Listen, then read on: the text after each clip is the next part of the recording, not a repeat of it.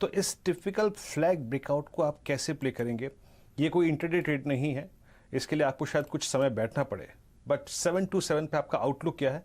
Neckline breach होने के वक्त जिस प्रकार के वॉल्यूम्स की जरूरत थी वो स्क्रीन पे विजिबल है। आशीष, आपकी राय। आशीष चतुर्मुता जी।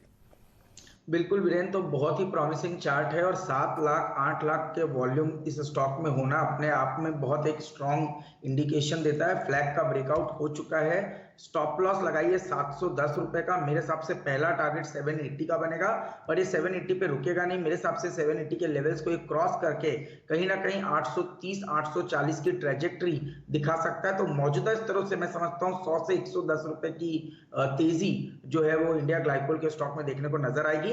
710 700 रुपए का स्टॉप लॉस लगाकर इस लॉन्ग ट्रेड को इनिशिएट कीजिए। मेरे हिसाब से बहुत स्ट्रॉन्ग मोमेंटम इस पूरे हफ्ते में इंडिया ग्लाइकोल के स्टॉक में देखने को नजर आ जाएंगे। बाजार गया फिर से लाल निशान में सेंसेक्स, लाल निशान में निफ्टी, मिड कैप्स प्रेशर में निफ्टी बैंक अब 3/4% की बढ़त रह गई है, यानी कि दिन के हाई से आधी। तो थोड़ा सा प्रेशर ध्यान रखें माउंट होता हुआ, और प्रेशर तगड़ा है आईटी एज अ स्पेस में।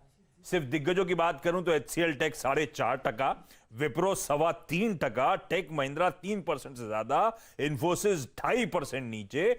सारे के सारे आईटी स्टॉक्स में और फर्दर प्रेशर थोड़ा सा माउंट होता हुआ आपको नजर आएगा। वो इंटरडे चार्ज एक्टर साहब ने स्क्रीन पर रख दिए हैं आपके। Bajaj Finserv, Divi's lab, Larsen and Toubro, ये कुछ और हैवी वेट्स हैं। एलएनटी और खासतौर पे बजाज फिनसर्व जो और दबाव बढ़ाते हुए आपको भारतीय बाजार के समय नजर आएंगे।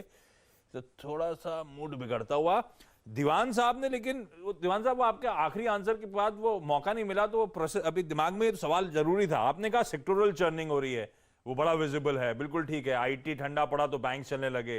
लेगार्ड्स में हमने देखा वो auto as a space outperform कर रही है। आज वो होटल्स अंडर ओनरशिप थी तो वो चले जा रहे हैं। फिर आपने एक वर्ड यूज करा, अपॉर्चुनिटीज हैं, सिलेक्टिव रहना है। कैसे रहेंगे सिलेक्टिव? आप ही तो मदद करेंगे। क्या लेना है सर?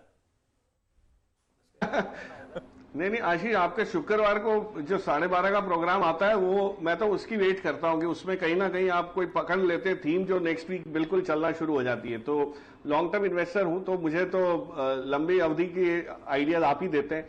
बट एक चीज का जो सुराग मिला वो आपके सीधा सौदा में से ही है, उसी की बात करूंगा। और इसलिए कि क्रूड का जो बोलबाला है वो आप देखिए जिस हिसाब से, जिसको कहते हैं अंग्रेजी में oil is on the boil. अब ऑयल क्रूड अगर इस भाव पे 80 की तरफ जाने लगा तो 80 से 85 90 तक भी जाने में कोई वो नहीं, क्योंकि मोमेंटम बहुत स्ट्रांग है वहां पे। तो मुझे लगता है कि जो और आप ONGC की रिपोर्ट्स जिस टाइप की ब्रोकरेजेस की आ रही हैं और जो देख रहे हैं हम लोग स्ट्रेंथ एनर्जी डिमांड को देखते हैं, मुझे लगता है सबसे ज्यादा कारोबार इसके एंसिलरी बिजनेसेस में होगा, सर्विसेज बिजनेसेस में होगा। और नीरज ने, आपने आज किसी ने सीधा सौदा में इसका जिक्र भी किया था ऑयल कंपनीज का या ऑयल एक्सप्लोरेशन कंपनीज का। उसमें आपने एक कंपनी, मैंने कई बार जिक्र पहले किया बट तब उसके बाद तो अच्छा खासा चल गया, वीरू को शायद याद होगा, उस शो पे थे वो। एशियन एनर्जी करके एक कंपनी है, छोटी सी कंपनी है, 600 करोड़ मार्केट कैप है। आप बोले 600 करोड़ की कंपनी को रिस्क क्यों लिया जा सकता है? रिस्क इसलिए लिया जा सकता है कि रिस्क रिवॉर्ड आपका बहुत फेवरेबल हो गया है। कंपनी बेशक छोटी है पर इस फील्ड में कंपनी छोटी ही होती है, क्योंकि ये सेस्मोलॉजी सर्विसेज और आप जानते ही हैं क्या होता है, जो अल्फा जियो और इस टाइप की कंपनीज भी प्रोवाइड करती हैं। इंटरेस्टिंग चीज ये है आशीष के जो स्लैक सीजन होता है, ये जो मानसून की वजह से, उसमें भी पिछली तिमाही में कंपनी ने बहुत बढ़िया रिजल्ट्स दर्ज किए। 25 करोड़ का प्रॉफिट दिया, जो पिछले सारे साल का प्रॉफिट था। अब ऑफकोर्स पिछला साल बड़ा अजीब सा था, इसलिए उसको कंपेयर ना करें। पूरे साल में अगर इस टाइप की रफ्तार भी रही तो मैं ये नहीं कह रहा 100 करोड़ का प्रॉफिट आ जाएगा, बट कहीं ना कहीं आप उसको डिस्काउंट कर दीजिए, 60-70 करोड़ भी अगर देती है कंपनी। तो इस टाइप के बिजनेसेस जहां पे ट्रैजेक्टरी बहुत क्लियर है, ऑयल इंडिया और ONGC से कारोबार आना ही आना है, क्योंकि उनको एक्सपेंशन करना है। और जब ऑयल ऊपर होता है, क्रूड ऊपर होता है, तो ये सर्विसेज वायबल और हो जाती है। तो ये एक फेज जो दौर शुरू हुआ, ये लंबा चल सकता है। 70 करोड़ 60-70 करोड़ के प्रॉफिट पे अगर आप इसको 15 का भी मल्टीपल दे दें तो भी आप सोच सकते हैं कंपनी कहां जा सकती है। So I think this kind of businesses are what you should look eight.